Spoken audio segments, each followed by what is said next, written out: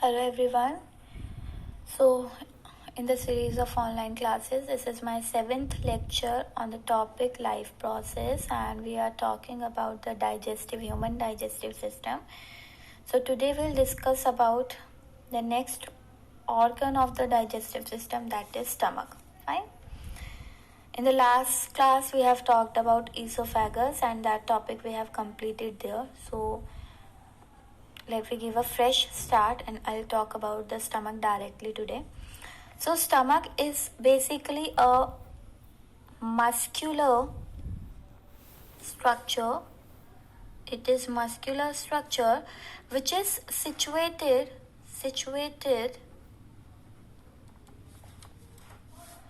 on slightly left side. It is situated slightly left side on our body. Okay, and if we talk about the components of stomach, in its structure you can also mention that it is slightly J-shaped structure, J-shaped organ. तो component of stomach की बात करते, basically stomach have 3 components, and what are those?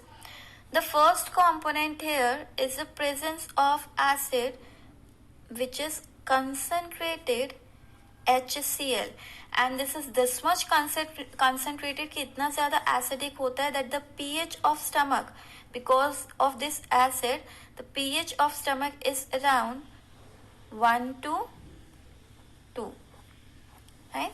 So the first component is concentrated HCl. Second component here is mucus, and the third component is presence of gastric glands. Fine. So let me talk about the first component. First component is concentrated HCl. अब जो food bolus की form में oesophagus से आया था, हम यही बात कर रहे थे कि ईसोफेगस से बोलस की फॉर्म में फूड कहाँ एंटर करेगा? This enters into the stomach, and stomach के यहाँ पर आपका क्या है? कंसेंट्रेटेड HCl प्रेजेंट है, तो फूड की मिक्सिंग होगी इस कंसेंट्रेटेड HCl के साथ. And why this concentrated HCl is important? This concentrated HCl is responsible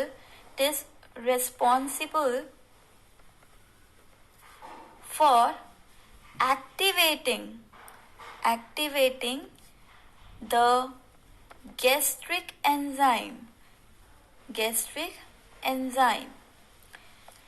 ये आपके गैस्ट्रिक टर्म स्टमक के लिए, स्टमक में प्रेजेंट एंजाइम को एक्टिवेट करने का काम करते हैं. अगर ये HCl प्रोड्यूस ना हो तो एंजाइम एक्टिवेट नहीं होंगे. अब ये एंजाइम आपने कभी पढ़े हो बेसिकली, तो एंजाइम एक तरह के बायो कैटालिस्ट होते हैं. Bio catalyst means bio term हम यूज करें लिविंग ऑर्गेनिज्म के लिए, कैटालिस्ट हम टर्म यूज करते हैं वो चीज जो किसी कंपोनेंट को तोड़े. तो हम डाइजेशन की बात करें, यानी कि हमें कॉम्प्लेक्स फूड को तोड़ना है, तो ये एंजाइम्स जो होते हैं वो लिविंग कंपोनेंट हैं जो कि क्या कर रहे हैं, ये फूड को ब्रेक करने का काम करे. तो they are acting as a biocatalyst. इनके खुद के स्ट्रक्चर में कोई चेंज नहीं आता, ये खुद पार्टिसिपेट भी नहीं करते हैं. ये खुद पार्टिसिपेट भी नहीं करते. पार्टिसिपेट इन द सेंस कि ये यूज्ड अप नहीं हो रहे रिएक्शन में इन्वॉल्व हैं, यानी उस रिएक्शन के रेट को, उसकी स्पीड को बढ़ा रहे हैं, बट कभी भी खत्म नहीं होंगे रिएक्शन में. तो पार्टिसिपेट का मतलब यहाँ है कि ये यूज नहीं हो रहे हैं, रिएक्शन में इन्वॉल्व होंगे. Fine. So these enzymes are responsible for breakdown of complex food into the simple form. और ये एंजाइम ब्रेकडाउन तभी करेंगे जब ये एक्टिवेट होंगे, और एक्टिवेट करने के लिए कौन चाहिए इन्हें? HCl. क्यों चाहिए? क्योंकि हर एंजाइम जब भी वर्क करता है तो every enzyme work at specific pH and temperature.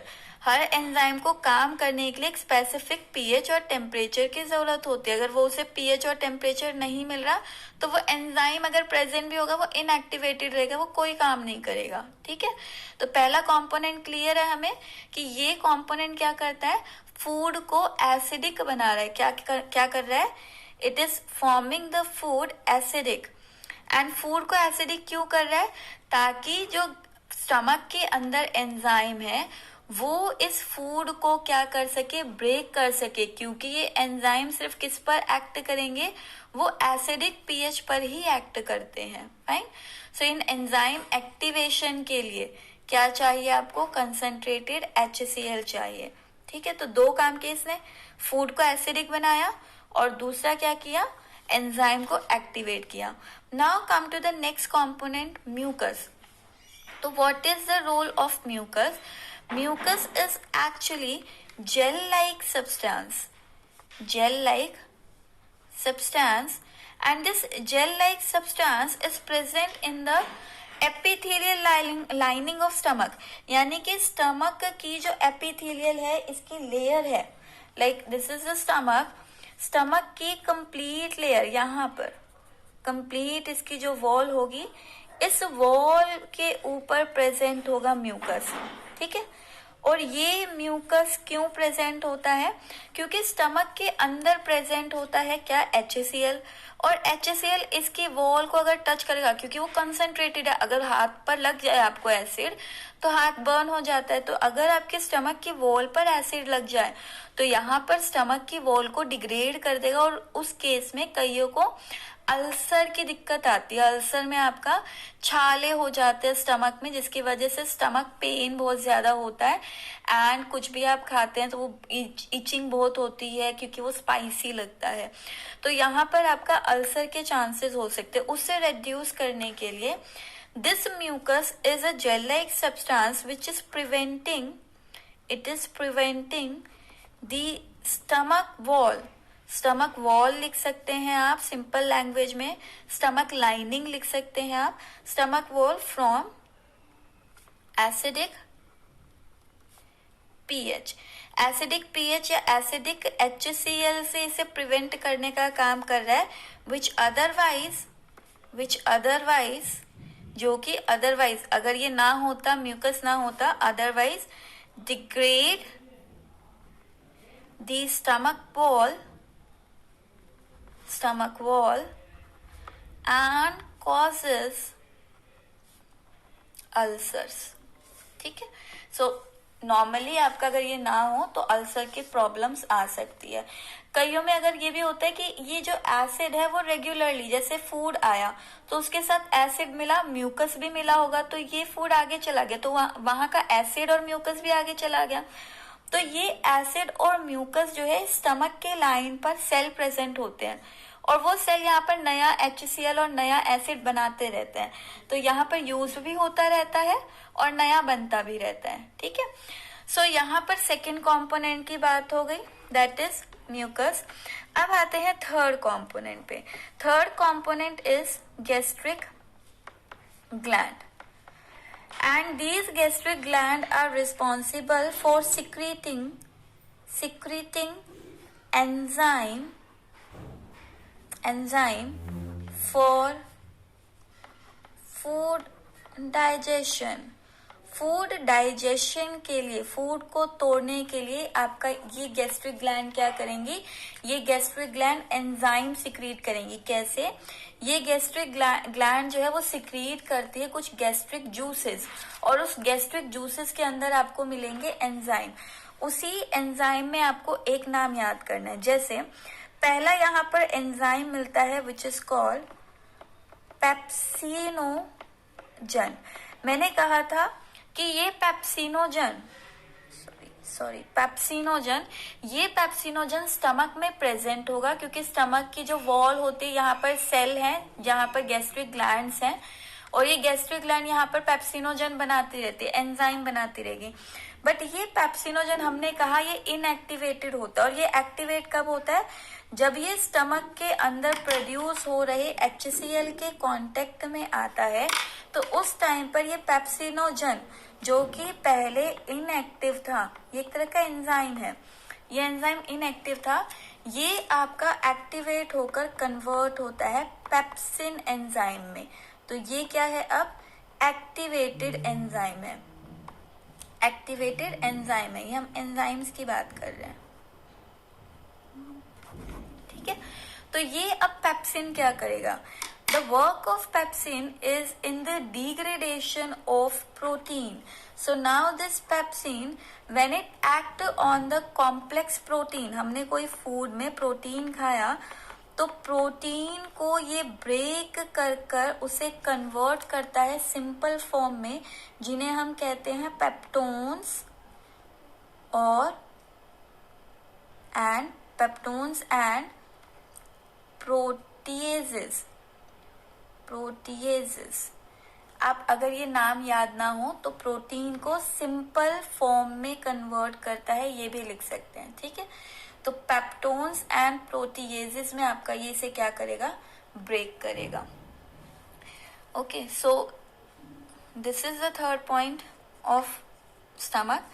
यहाँ पर आपको ये नाम एनसीईआरटी में दिया है, तो आपको ये एग्जैक्ट याद करना है। प्रोटीन डिग्रेडेशन के लिए पेप्सिन एंजाइम रिस्पॉन्सिबल होता है, जो प्रोटीन को पेप्टोन्स और प्रोटीएज में तोड़ता है। इसके अलावा भी यहाँ पर कुछ आपके एंजाइम्स प्रेजेंट होते हैं। जैसे अगर हम बात करें कि यहाँ पर आपका कई बच्चे दूध जो पीते हैं ज्यादा, तो उस मिल्क प्रोडक्ट के ब्रेकडाउन के लिए, मिल्क प्रोडक्ट के को ब्रेक डाउन करने के लिए यहाँ पर इसको ब्रेक डाउन के लिए यहाँ पर एरो ऊपर करना, इसके ब्रेक डाउन के लिए यहाँ पर क्या प्रेजेंट होता है, एक enzyme which is called rennin, ठीक है। तो rennin is the name of enzyme, second enzyme which is present in stomach. और स्टमक में ये प्रेजेंट होगा किस फॉर्म में, it is present in prorennin form.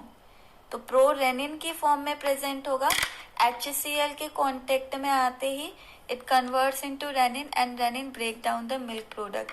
इसी तरह यहाँ एक और एंजाइम प्रेजेंट होता है विच is called mild lipase.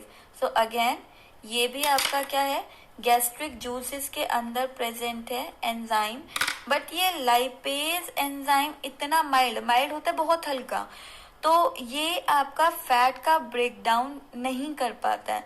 So it is not responsible और it do not take part in the break down of fat.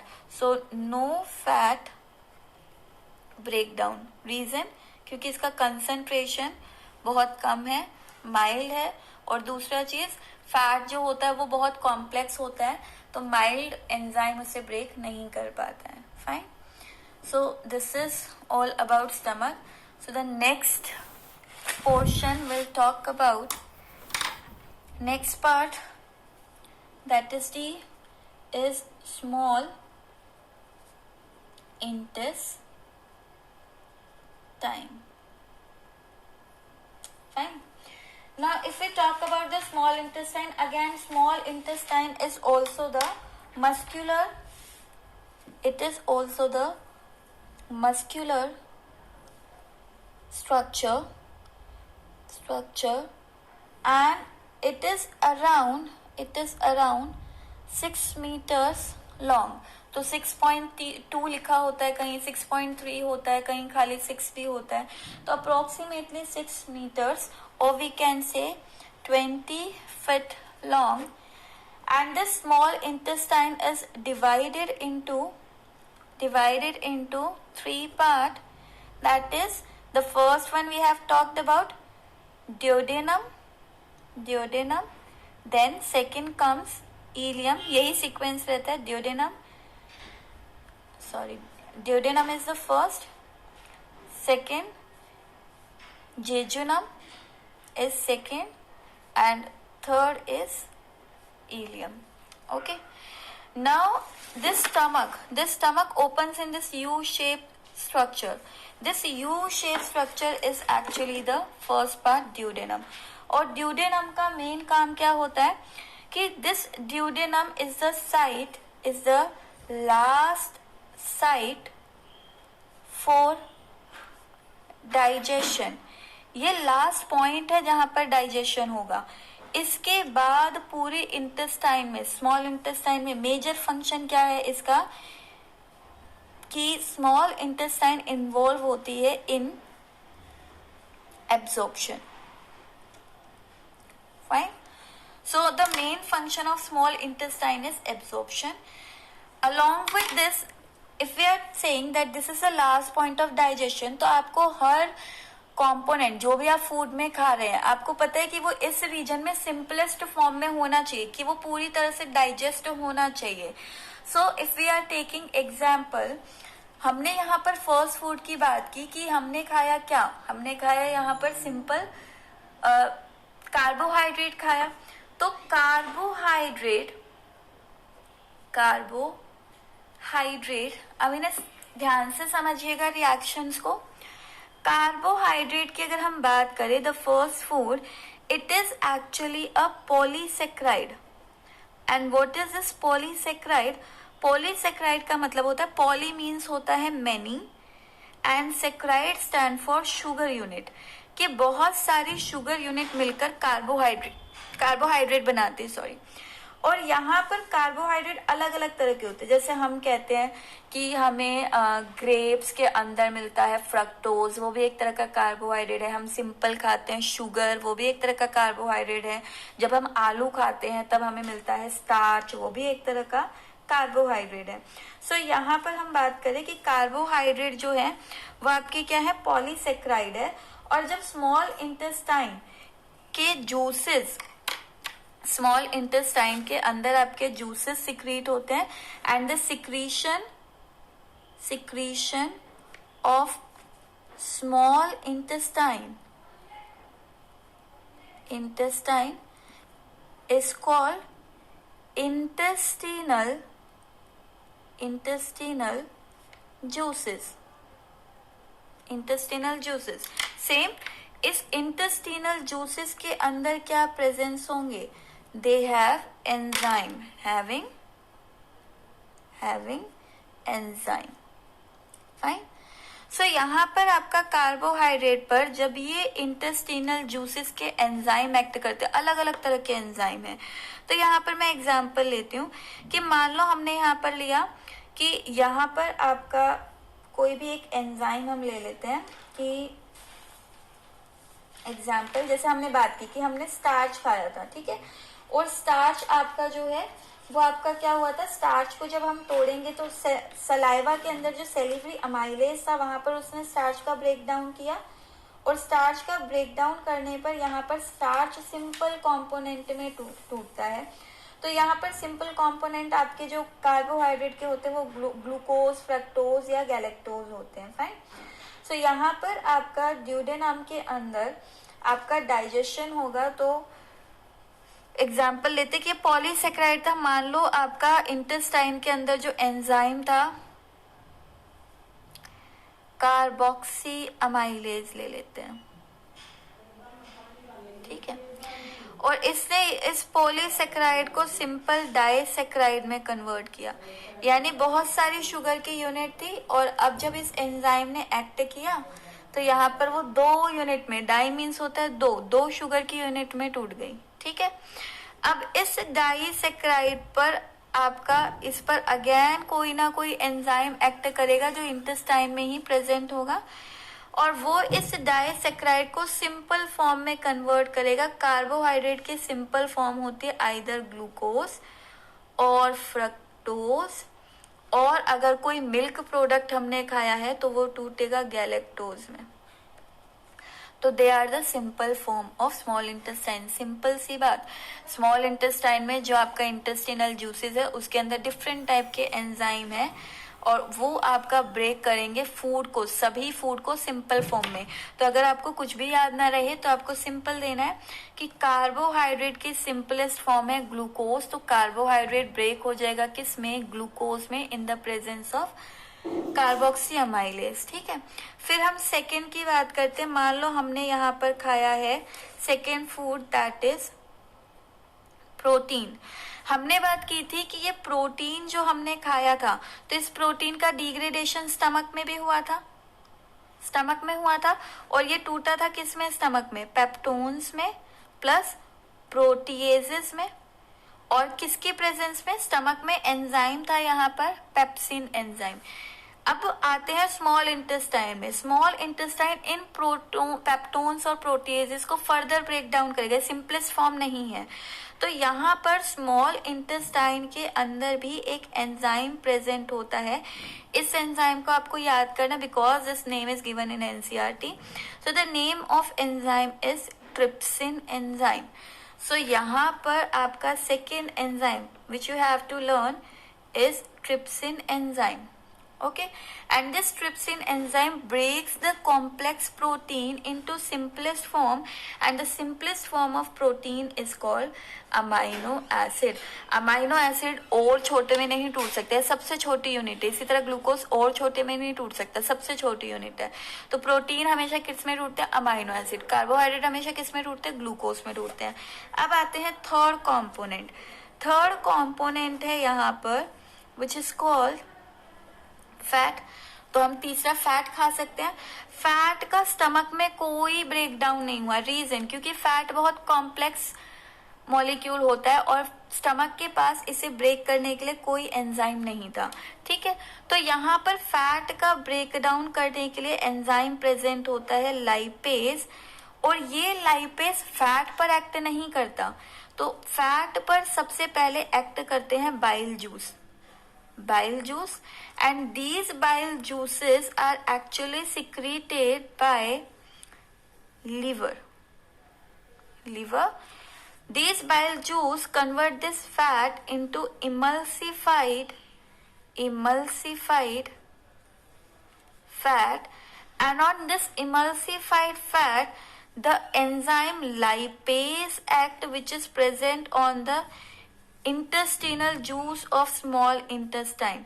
तो स्मॉल इंटेस्टाइन में प्रेजेंट होगा lipase enzyme. This is the next enzyme, you have to learn this name, and this break the fat into simplest form, and the simplest form of fat is fatty acid plus glycerol.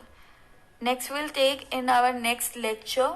सो आज सिर्फ इतना ही, small intestine के अंदर आपका यहाँ पर किस तरह से ब्रेक डाउन हुआ और सिंपलेस्ट फॉर्म बनी। नेक्स्ट वीडियो में हम बात करेंगे कि लीवर और पेनक्रियास जो ग्लैंड है उनका क्या रोल था। This is all for today, thank you.